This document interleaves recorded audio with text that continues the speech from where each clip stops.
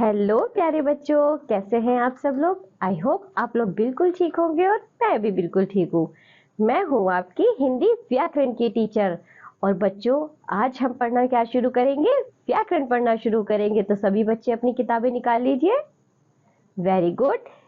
कक्षा 2 की व्याकरण पाठ नंबर 1। चलिए बच्चों शुरू करते हैं, जिसका नाम है भाषा, बोली और व्याकरण, लैंग्वेज, डायलेक्ट एंड ग्रामर। बच्चों पढ़ना शुरू करते हैं। भाषा क्या है? What is language? भाषा बोलते ध्वनि संकेतों की एक व्यवस्था है। यह मानव की मुख से निकली अभिव्यक्ति है। यह विचारों के आदान प्रदान का एक सामाजिक साधन है और इसके शब्दों के अर्थ प्राय रूढ़ होते हैं।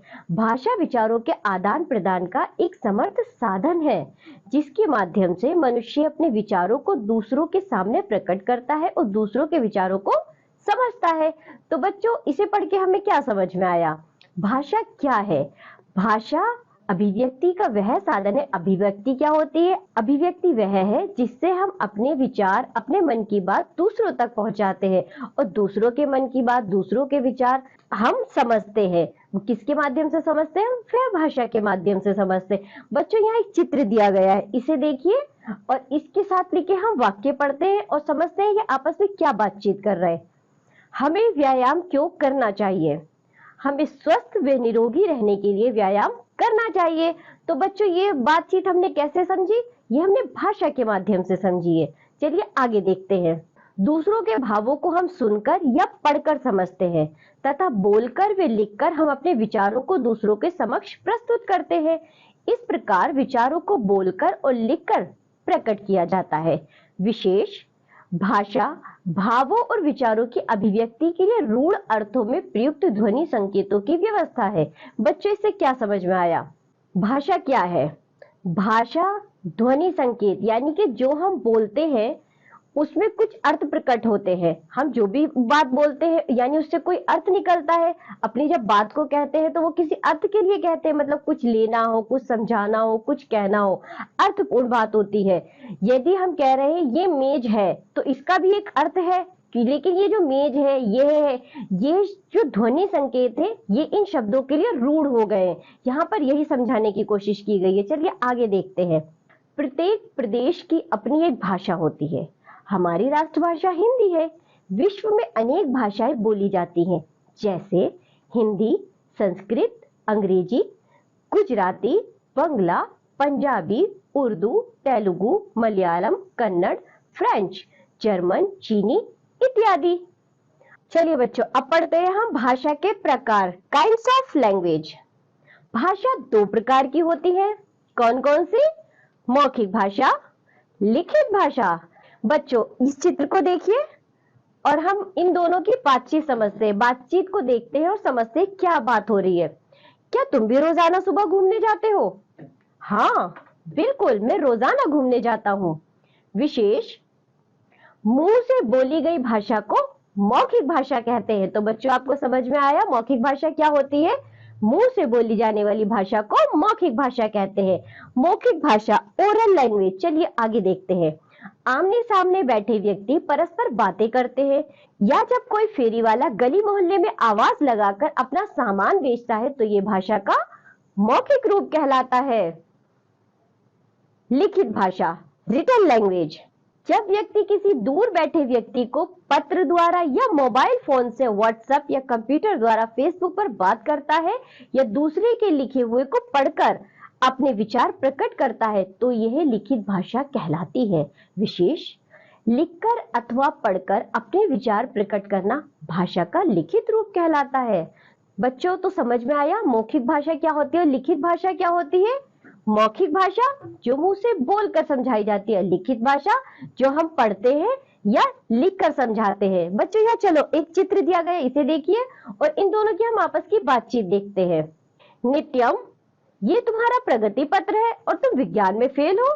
मुझे माफ करना मम्मी, मैं विज्ञान में कमजोर हूँ। तो बच्चों, हमने यहाँ क्या देखा?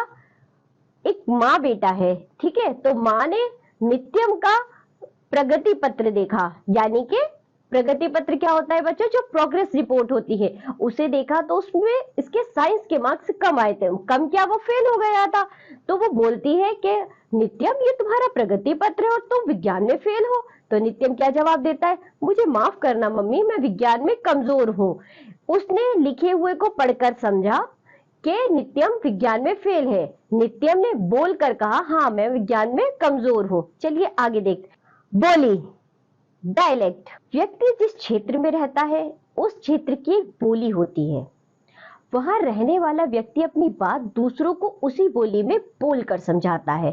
जैसे जोधपुर, बीकानेर और नागौर क्षेत्रों के निवासी मारवाड़ी में अपनी बात को दूसरों को समझाते हैं और यही बोली सुनकर उसे समझते हैं।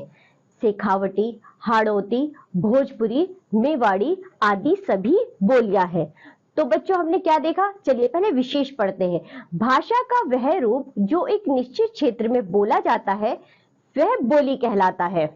बच्चों बोली और भाषा में क्या अंतर है? आपको क्या समझ में आया?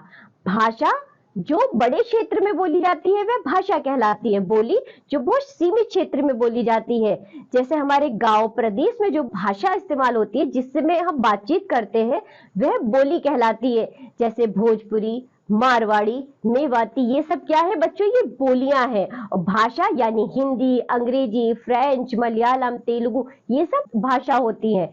चलिए अब देखते हैं हम व्याकरण यानी ग्रामर। मनुष्य अपने विचारों को लिखकर व बोलकर प्रकट कर सकता है और करता रहा है, लेकिन इससे भाषा का कोई निश्चित एवं शुद्ध रूप स्थिर नहीं हो सकता। भाषा के शुद्ध और स्थायी रूप को निश्चित करने के लिए नियमबद्ध योजना की आवश्यकता होती है। इसी को व्याकरण कहते हैं। बच्चों क्या समझ में आया इससे? चलिए मैं समझाती हूं, पहले विशेष पढ़ते हैं।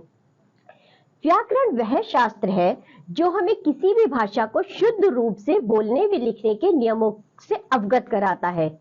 ये क्या कहना चाह रहा है बच्चों? हम जो भी भाषा बोलते हैं या लिखते हैं उसके कुछ नियम होते हैं। उसी नियम के दायरे में हम उस भाषा को लिखते हैं। जैसे एक एग्जाम्पल लेते हैं, मैं कहना चाह रही हूं या आप कहना चाह रहे हैं मुझे खाना चाहिए। हमने इसमें मुझे बोला, फिर खाना बोला, फिर चाहिए बोला। अगर मैं इसी वाक्य के शब्दों को आगे पीछे कर दूं, खाना चाहिए मुझे, तो बच्चों ये शुद्ध वाक्य नहीं है। क्यों?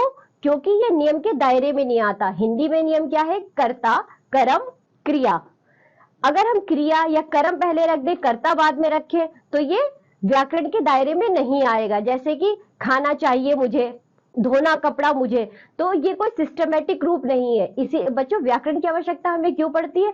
अपनी भाषा को शुद्ध बनाने के लिए, अपनी भाषा को बोलने में, लिखने में शुद्धता प्रदान करने के लिए, ताकि भाषा सुनने में या लिखने में अच्छी लगे और दूसरों को समझ भी आए। चलिए ये पाठ यहीं समाप्त होता है। अब हम मिलेंगे अगली कक्षा में, तब तक के लिए बाय बच्चों।